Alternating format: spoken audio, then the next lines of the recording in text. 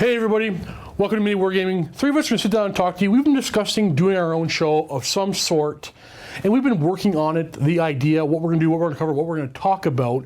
But today something happened that made us want to record today no matter what. So we have no intro, we have no name, we just have the idea not fully fleshed out yet. So we're going to talk about a few things today. I'll let Leland talk about what we're going to talk about.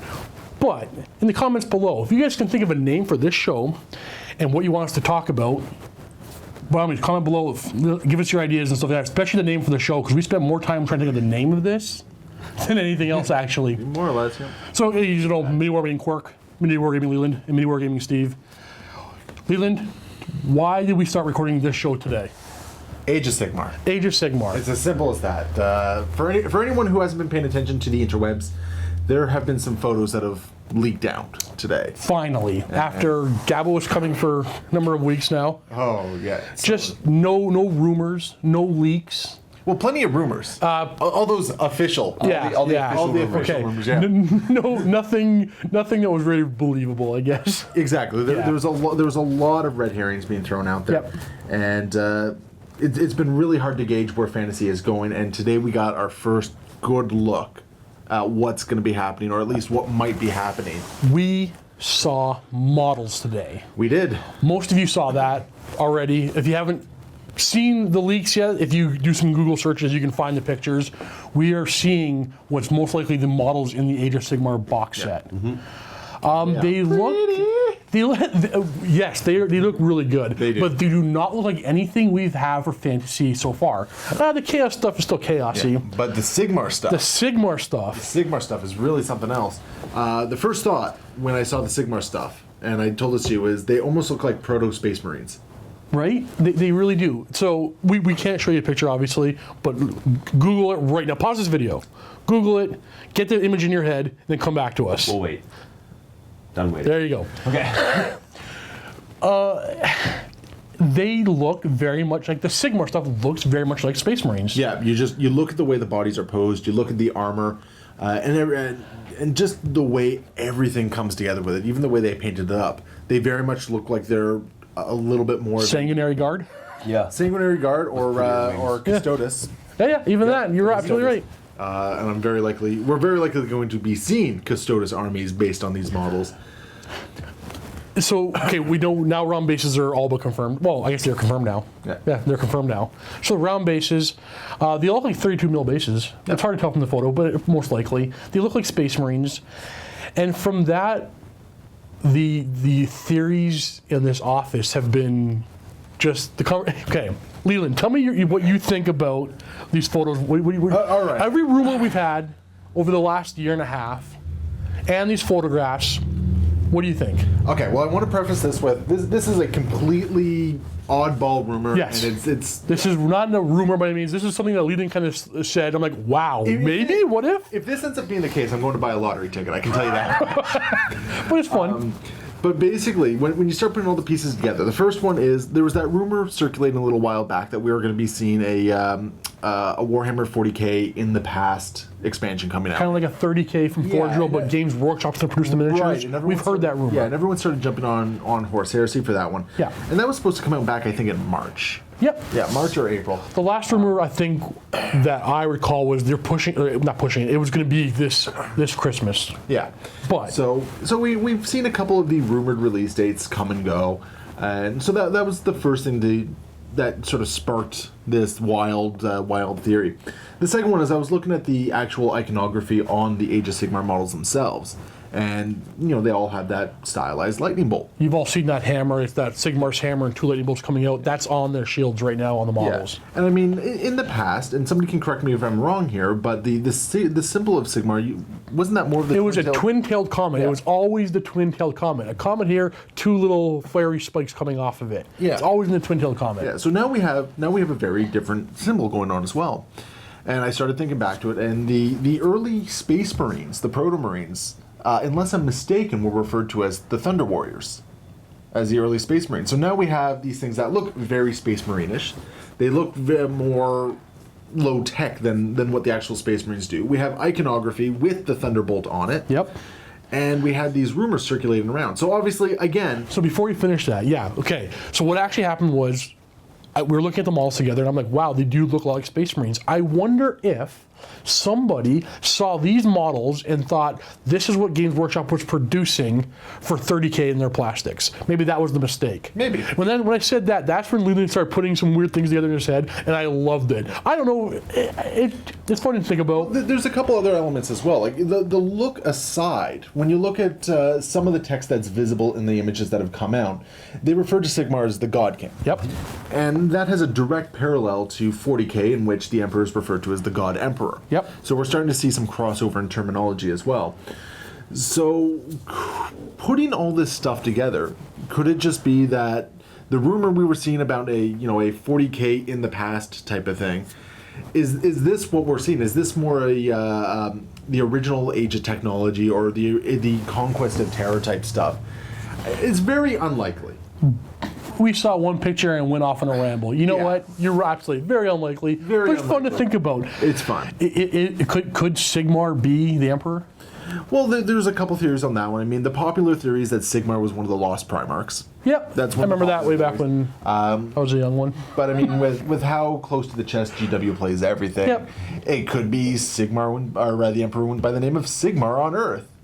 It'd be cool to think about. I mean, we've had times in the past where the fantasy world was officially a world in 40K. There's that great image with the giant Greater Demon of Nurgle in the background and Chaos Warriors on the front. And if you look to the far left of the image, or far left of the image, you'll see that one Chaos Marine holding a bolter there. Or not Chaos Marine, Chaos Warrior. Really? Holding a bolter. Yeah, it's some old artwork. A lot of the time when you see it these days, it's cropped to just the center of the image. But you can still find the full image out there. And it does have that one Warrior of Chaos just marching forward with a bolter. And everything else is very clearly Warriors of Chaos. That's cool. I mean, didn't at one point they even say officially they're not connected at all? I can't remember if there was an official statement on that one. I remember, I think it was back in the 90s, the Albion campaign. That was 2000s. Was that? Yeah, that was 2000. That was in the 90s, eh? That was in the 90s. No. How early in the 2000s? Pretty early, because I know it. I think Albion started up when just shortly after I'd gotten into. So I was thinking fantasy. 1989. I don't think it was that. No, because I think Albion was like 2001, 2002 or Really? something like that. Okay. I think so. Because it was definitely post Ravening Hordes. Yes. Yeah, and Yes. Ravening Hordes was sort of how they capped the 90s. And Is that what it was, eh? Yeah, fair enough. But I mean, at the end of the campaign, some of the relics won by the armies, like the Hyles received this suit of armor that you couldn't be mounted if you wore it. It was big and bulky and gave you a 3-up armor save. It was power armor. The Dark Elves got this big metal fist that doubled their strength and gave them no armor saves allowed. It was a power fist. Yeah, essentially. So there is some things about connecting in the past. Are they doing this again? Maybe never going to be officially. Could it be a bit of a joke? It could be. Well, not likely, but it could be. I think the most likely scenario in this case is, first off, they want the models to be able to cross-pollinate both systems. Sure. That's a big thing right there. Like, that's the very first thing you can tell by looking at the models. It's going to be very easy to take these and move them between systems and use them to convert and whatnot, because the style is a lot more similar. You don't have as big a change between, like, Hopefully. between the old Gothic 40K and the more high fantasy fantasy that you have, right? So that could be first one, that they want the kits to have a lot more interchangeability. With the coming of round bases, can you guys see it coming where fantasy plays out a little bit more like 40K, or are they going to continue to do the movement tray type? I really think there's been some rumors about you're moving in a kind of skirmish formation and you can be lined up in a block or a rectangle and stuff like that. I don't see any of it. I think it's people just making up rumors. How it's going to play, if one system, fantasy is my favorite game. It is the game I love. You're kind of you don't. It's not a big thing for you, right? You're I'm more all over the map with the games I play. fair enough. But I'm sad because the game just hasn't been selling, hasn't been doing well. In 40K is the game, so it would be a smart move to make the game that's failing and turn it closer to a game that's working, right? Yeah. Now, like the models look so much more like 40K than anything Fantasy has right now. Well, some people have already made the comments that it almost looks like some War Machine has snuck into it. Very much so. I believe that's the case. I don't know if I would go that far, simply because War Machine still has that very distinct steampunk look to it, and I don't think we've seen enough of the Age of Sigmar models yet to Very make true. that call one Very way true. or the other. But we're definitely seeing an evolution of the fantasy style, and it definitely looks like it's going more high fantasy, like fancier stuff. I mean, just look at the models in the Age of Sigmar image that have the wings, right? Yep. Like those don't look like organic wings. It still looks like there's a bit of Yep. technology there. Yep. I think you're right. So it could be something that's like magically enhanced wings type thing. The rest are wearing the full suit, even golden metal mask and but holding the the point- shields and hammers. Possibly be just doing a time type thing where they've gone ahead or back or anything like that and taken some of the technology and brought it back. I think you said that today, didn't you? How Age of Sigmar? Well, yeah, you look at the Age of Sigmar, and correct me if I'm wrong, but in the lore of fantasy, there was an Age of Sigmar. Way back when. Yeah. But of course, that sort of goes against some of what we've read in what text was visible, in which it talks about the chaos and slave and everything, and the Age of Sigmar being this very difficult time. It could be post end times. It could be pre end times. One rumor that was coming out constantly was it was going to be set 300 years after the end times.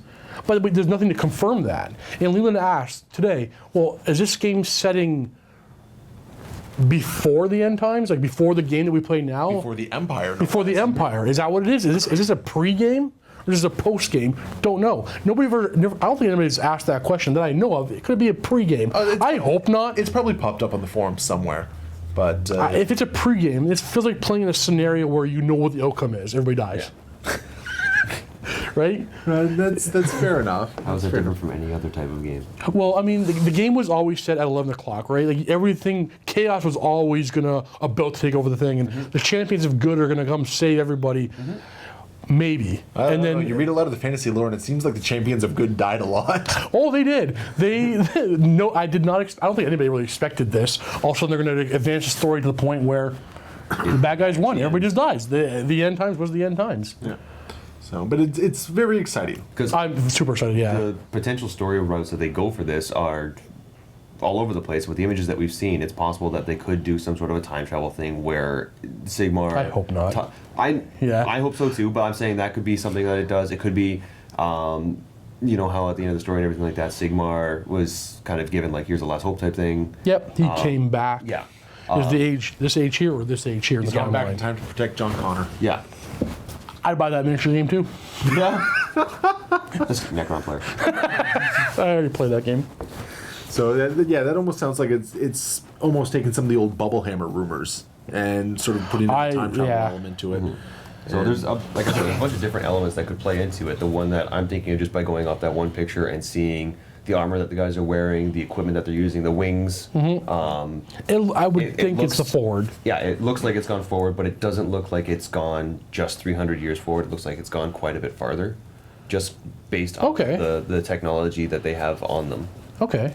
So The chaos stuff looks very much like the chaos stuff we already have. Well, it's hard to say. The image that came out was a little. The chaos stuff was fuzzier. Yeah, it was fuzzier than the Age of Sigmar stuff. But the warriors themselves, it looks like you got a lot more chaos models. You need to get Sigmar models, but the warriors themselves look very similar to the sculpts of, I forget what they're called, the chaos corn models that came out for end times. I know the ones you're talking about. The Yeah. ones are flinging their chains on hammers on chains or whatever. Yeah. They look very similar to that. If you haven't had a chance to look at the photo yet, but everything we're saying, we're just three guys rambling because we saw a picture today. It's all research. we saw a picture, guys. There's nothing, The point nothing here of any value. Work stopped in the office for Yeah. about a good 20 minutes Yeah. when this picture surfaced up. I remember seeing the picture and actually interrupting Steve and Cullen as they were filming a game and basically just said, Age of Sigmar photo. I pulled Matt. I'm like, Matt, look at the new Age of Sigmar photos. That's not fantasy. That's Space Marines. No, that's fantasy, Matthew. Yeah. But they're on round bases. Yes, we know. Those aren't Space Marines. But that's the point. Like this is how excited this one photo has gotten us. Yeah. And I was getting a little down with not hearing any rumors or nothing concrete. but there's all those official rumors. No. There you go, Age of Sigmar. Nothing concrete for you guys either, but just what we thought about it today. It was awesome. Yeah, it was a great thing. If you guys think of anything that we said that spurs you on, let us know in the comments below. If you have your own theories, also leave it in the comments below. We want to hear that. I love those things. I love theories. Oh, yeah. Fan It's so theories are great. some of the greatest things ever. I'm expecting someone to comment being like, so there's going to be a Doctor Who model, and he's going to be traveling through time saving everybody. I'm out. done. Out. So, All right. but yeah, that So- was Age of Sigmar. Yeah, so that's Age of Sigmar. The second half of what we want to talk about right now is actually discussing the meta of 40K. Because in the past 6 months, we have seen 3 major codex releases in the form of Necron, Eldar, and Space Marine just now. And Well, let's not discount Demonkin. Demonkin, they're stronger than I Demonkin thought. I'm considering more of a ally. Supplement? It, Okay. I'm saying supplement. Yeah. It's not Okay. a full. Yeah, and we've seen 2 sort of supplement style releases in the form of Demonkin and the form of Harlequin. We saw a whole new army come up in the form of Admech, and we're seeing Dark Angels coming Yep. on shortly. See lots of rumors on them too now. And I think the important thing that's happened this past 6 months is we've seen something that is so different from what we saw from the early 7th edition books, and from the 6th edition books, right? Yep. Like You're not wrong. we've seen the introduction of things of what people like to refer to as the Decurion style list building, where basically you have that one big formation or that one detachment that gives you so many different bonuses. It's weird how it's called the Decurion style. Well, it's- because it was the first one, and then we Yeah. all kind of refer to the Decurion style. Yeah. Meanwhile, the Eldar It's a actually, formation like- of formations. Yeah. Meanwhile, the Eldar have like the War Host or something like that, and it's Yeah, the War the Host. other have the Craft World War Host. Yeah, and then Space Marines have their Demi Company and the Gladius Company, and It has a name for the overall. yeah, I can't recall So it. there's the point is the way we're looking at list building has changed drastically. Yep. And the fact that we're still seeing people harp on the whole combined arms detachment as the be all end all. I still use the combined arms a lot. But here's the thing: it's not that you can't use it; it's not that you shouldn't use it, because the combined arms objective secured does Is pretty good, yeah. yeah, you can make a really solid list around that, but it's no longer the be all end all of it. you're right. Because remember, the big thing about combined arms was you either played combined arms or you played Unbound. Yes. And people were terrified of Unbound. Yes. I remember the rumors for Unbound. I remember way back when, oh, you can do this and this can be terrible. It wasn't that big of a deal. What was it? The 9 Riptide list that everyone I never was just fought against it. terrified about? I never saw it once either. But No, yeah. but it's drastically changed the way we're looking at army lists. Well, I mean, okay, I had, before the new Necron Codex came out, 7,000 or 8,000 points of Necrons. When the Codex came out, I had to buy a bunch of boxes. yeah. Matthew, for example, after reviewing the Space Marine Codex, I'm not sure how big our Space Marine army is. It's over 5,000 points. It's probably over about 7,000 It's points. fairly large. He had to order another few thousand points.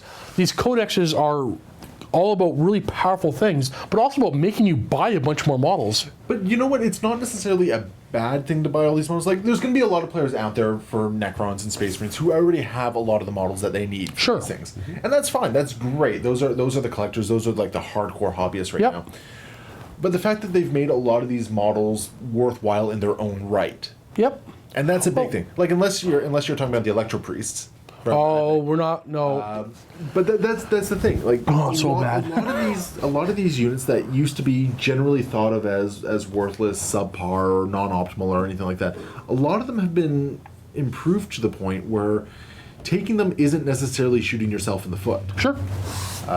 Everything should be viable. Everything should be sellable as a business, right? Yes. I want to sell you this model because you can use it in the game. It's not going to be oh, you brought that. That's terrible. Ha. Yeah, exactly. And are we noticing now that a lot of people who maybe bought stuff that they thought looked really cool, like the mandrakes and stuff like that, like they're really nice models, but they don't see a lot of table time because they're not very feasible?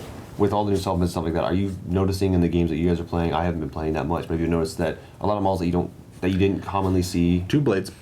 Yeah, exactly. Two Blades was probably the one. That is probably the best example. They right there. they were just a very poor choice in a codex. They were overpriced point wise. They weren't effective. You couldn't get the squad big enough to be effective. And every negative they had, they double the squad. You can now use reanimation. They're half the point cost and they're twice as effective.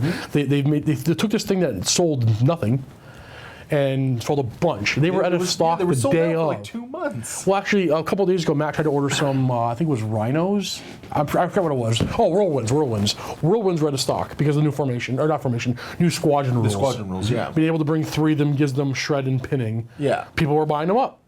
Yeah, no, exactly. And that's the thing, we're what used to hold true for building a list Is different. Yeah, it's no longer That the same. is good to keep it fresh for all of us. Yeah. It caters more to the Casual veterans. Well, no, because guys who already have armies can go ahead and expand their army. I say it caters to the casual player over the veteran simply because it now means that the casual player no longer has to worry about optimizing as much. So you can just go ahead and buy a formation. They can go out, they can buy a formation, and 9 times out of 10, they're going to be able to take it to their local game store, and they're probably going to be able to get a game in and feel like they're doing something. Whereas you buy the old Space Marine Battle Force box, and what was it? I think it was like 10 TAC Marines, 5 Assault, And a Rhino. 5 Scouts, and a Rhino. Yeah. And I mean, you build an army out of that, and you put it on the table, and you're going to get stomped. Right. Yeah, you're right. You can't really play with that. It wasn't viable. I hadn't considered it that way. So if you want to play Necrons, you go ahead and buy the Reclamation Legion worth of models, and that's a Exactly. very playable start. Yeah. Yeah, it's making it easier for new players to get in, and it's complicating things for veteran players actually because there's no longer this set of 4 or 5 lists that are like this is the be all end all list. Going back to what we originally talked about here was the meta, and we're talking about how we have a lot of guests here at MiniWarGaming. People are coming. We're playing, I think, daily right now. We're so busy, and we're seeing people bringing formations and stuff that it's not just combined arms anymore. Yeah, exactly. Like we had a guest who actually you played against him the other day. No spoilers, but That was he was running the what's it called, the Skyhammer formation. the one where the Space Marines that they can drop pod, the drop pod, Assault Marines, Devastators. the Devastators. Yeah, They can assault and fire at full ballistic skill. Yeah. So we've seen that formation. We've seen other people come in playing the Kinetic Harvest formation, Yep. the Reclamation. I played against 4 Kinetic Harvest formations on one list. A couple Demonkin players have come in. Demonkin has some, I much more respect for that book than I originally reviewed it as. The formations actually work together under its rules of the tithing table. Works quite well. Yeah. And I like that. And even we've played around with different formations. We're no longer Absolutely. just doing the standard combined arms. I haven't had a lot of chances to play with my Eldar, but the games I've had, I think I've gotten 4 games in, maybe a couple more. But all I've done was I picked one of the formations of the book and used that list. Now you're starting 40K. Quirks have filled some 40K games already. You haven't seen them yet, but he's getting into the game of 40K. But he's playing an army or chosen army that kind of left behind right now. They have a newer book, Orcs. But none of these crazy formations yet. So you're not going to play all the stuff that we're dealing with. No, and that was actually something I was about to bring up, is when you go to the Games Workshop website, they have a lot of the formations that you can pre-order as, or not pre-order, but you can buy as, here's this formation done. Right. That being said, are you guys seeing now with the games you're playing, a lot of people are sticking straight to the formations? You're not really seeing a lot of individual list building, or are they sticking with the formations and just kind of mixing those together? Depending on the army we're playing against. Okay. If it's one of the books that have come out in the past 6 months or so, I would say We're seeing the formation. yeah, we're seeing the formation. Now, is that true, or is that just our perception? We're seeing them more than when we used to see stuff like formations. Because I can see just from the formations themselves kind of skewing the meta a little bit as a whole and affecting the way people build their lists now, because there's some armies, orcs, that don't have that many options available in formations, or the formations Right. they do have aren't really feasible money-wise to every person. Like the green tide, they want you to buy a lot of a models. lot of boys, they want you to paint a lot of boys. So, but you get stuff like that coming in, and then you've also got people who have their traditional lists that they built that's not a formation, it's just a list they've built, and they're very used to it, they're very accustomed to it. Are you seeing a lot more formations as a whole? I can see that affecting a meta as the sense that. Sorry, you're gonna interrupt me. Go ahead. It's breaking people. Well, going off what you're saying, it's breaking people out of that rut almost. We're seeing more variety in the lists. Like, of course, at the high tournament levels and whatnot, you're going to get the players that they're running the list that they know works for them. Right. Right. So we're going to be seeing a lot of Decurion detachments. We're going to be seeing a lot of jet bike spam for Eldar, a lot of D-scythe type spam type thing. Yep. But on a more local level, on a more, I don't want to say on a purely casual level, we're seeing this shift in the way a lot of games are being played. You can't just go on and find the latest net list and expect to run that simply because the next net list over is just as tough. Right, that's very true. The question I want to ask here is, do formations, like the benefits you get from formations, outweigh, like benefit-wise, the actual list built itself? Okay. Like if you... So my two armies are, well, it's 6 months ago, my two armies, I was like, please tell me more about your Necrons and how they're broken. Necrons and Eldar, okay? Okay. So answering this question, I'm going to answer two different times. One for You know what it's like Necrons. to have a friend? I know, I'm sorry. Necrons are definitely stronger using their formations. The Reclamation Legion, for sure. And it's very easy to go from Reclamation to Decurion in 1,500 points, no problem. Extremely powerful, overpowered. No argument, Necrons are overpowered. Now that's based on the formation, right? Where you get Formations. all the ones. Is that as good if you eliminate the formation and just bring the models as a It is not as good, but it's not a massive, massive nerf if you don't do it. Okay. Because you can do very well. Because I haven't used Decurion in Quite a while now. 30 games, I think, maybe even more. I've played. You haven't seen them all yet. I have at least 20 games in the computers right now to be uploaded. They're not Decurion that have all went very well game-wise. Necrons don't need their formations. Okay. So what I was going to say is, if you didn't have that formation available, would you still take those models as that list? Yes. You would? Yes. Okay. Would that apply to... No. I was going to say with most of our armies, all armies, or just a few? Well, it doesn't answering that question doesn't fold over to the rest, because for Eldar, for example, Yep. the formations I don't particularly think are all that great. The aspect host is pretty good, but I don't think you need to really use the formations. You can, but to use them to their full effect, especially the Craftworld War Host, you're looking at them at a 2,000 point level to get the proper juice out of it. So I think Eldar do right now at 1,500 points do the best at combined arms attachment. Okay. Necrons do the best at Decurion in 1,500 points, but can do fine with combined arms. Okay. That answers those two armies, those two cheesy, overpowered armies. How does that work for Space Marines? Well, Space Marines I can't really speak a lot to because I'm still They're very, very tinkering new to around. us, yeah. I'm gonna actually jump in with AdMech and whatnot. Okay, I've actually yeah, been playing that's right. With AdMech, you have your battle congregation and whatnot, which is kind of your standard detachment that you can bring for it. But I find you can actually get better mileage out of them by bringing the formations. Things like there's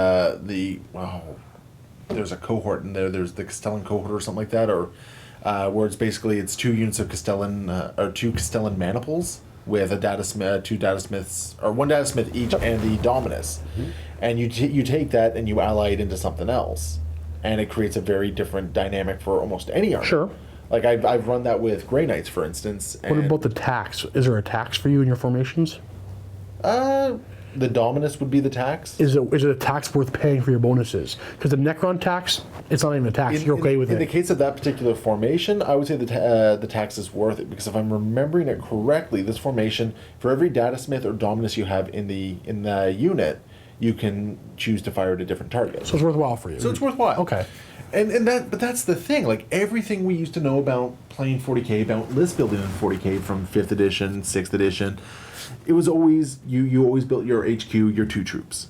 Yeah. And you went forward from there. And then you basically took your best units and you brought as many of them as you could. Yep. Now it's getting a lot harder. Not impossible, but it's getting a lot harder to determine what your best troops are. And we're seeing a greater degree of rock, paper, scissors in the game, where sometimes your best troop is, sometimes your best troop against one army is going to be a terrible troop against another army. Unless you're Necrons.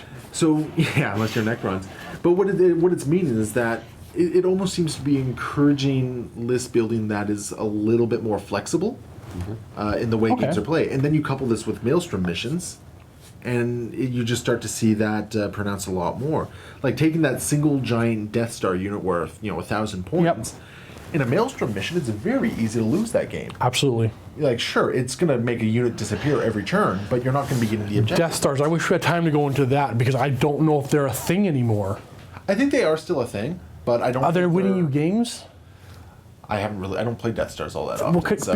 Because the reason is I never really did. you need mobility and you need board presence more than that unit that just doesn't die and kills things one at a time. Yeah, but basically that goes right into what we've been saying. Where we've seen in the past 6 months, even to a year, if you want to extend it to 7th release, we've seen a big shift in the way the game is played and the way people build their lists.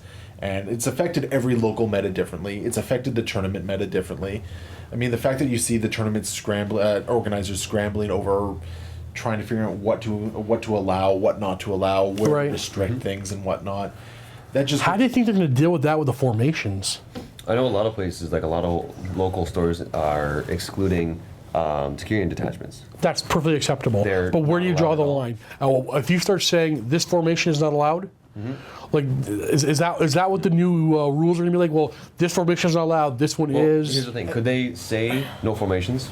Would that still be a fair thing across the? Then we're going back to combined arms using detachments, and there are plenty of detachments. So let's say no detachments, and then there's everything's unbound. Well, here's the interesting thing, because 6 months down the road, it's very easy to have this conversation again and Absolutely. say, okay, well, Absolutely. is the Decurion still broken? Because who knows, maybe sometime along the line, like maybe Dark Angels will come out with something obscene. Maybe these rumors of Tau in the fall will We come out had with something. hoped that with Eldar and with Demonkin, and it turns out that Necron still. It's because the point cost for the Decurion is so low. The Eldar have a bit of a tax. Stuff you have to buy that you don't really need to be taking because you are. Oh, we're out of There it time. is. So that is the half hour. We didn't really state that at the beginning. Yeah, so we're actually doing a half hour for these initial discussions because we could just keep. We'll just go on forever. and on Yeah. and on. We have paint days that last 8 hours. Yeah, that is very true. They're going to hear that. So that's our discussion regarding Age of Sigmar, regarding the meta and whatnot. Now, here's where things get a little bit more fun for us. We're actually going to continue this discussion, but we're going to be doing it in the vault. I want to finish my thought on taxes Yeah. on the formations. Because that's actually a nice natural cliffhanger there. So what you can do is below we're going to have a link to the vault, as we do with all our paired videos. Go ahead and check out that link. If you're a vault member, you're going to just basically jump right back into where you left off. If you're not a vault member, there's going to be a 7-day free trial when you click that link. It's going to get you access to a whole ton of content. So at the very least, you can finish watching this discussion we're having. But after you're done that, go check out a lot of the other things, painting tutorials, quick tips, campaigns. Open vaults. See what we do back here. There's all sorts of other content. Search up that Quirk in a box. Yeah, Quirk in a box. Once we try and fit into an animal crate. So there's lots of great content, and we'd love to see you guys stick around. So, as always, guys, happy wargaming.